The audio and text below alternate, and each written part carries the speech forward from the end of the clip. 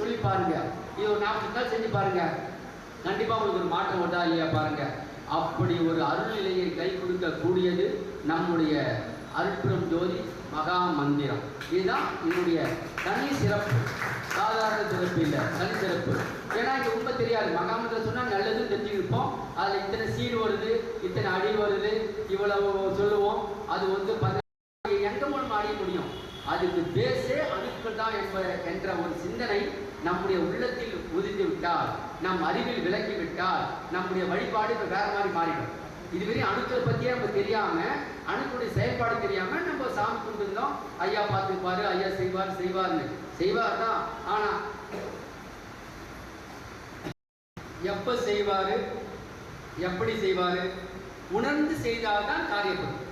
உணராமல் செய்வது என்பது அது பொதுப்படையான ஒரு நன்மை கொடுத்துட்டு போயிடும். ஆனா உணர்ந்து செய்வது, எனக்கு இதுதான் வேணும். ஒரு குழந்தை பெற்றோரோட ஒரு பஜாருக்கு போறாங்கனாக்கா, குழந்தை இந்த பொம்மை தான் வேணும் குறிப்பிட்டு கேட்கும் போது அதெல்லாம் பெற்றோர் வாங்கி தராங்க. அதே போல நமக்கு இதுதான் வேணும், இதுதான் வேணும்.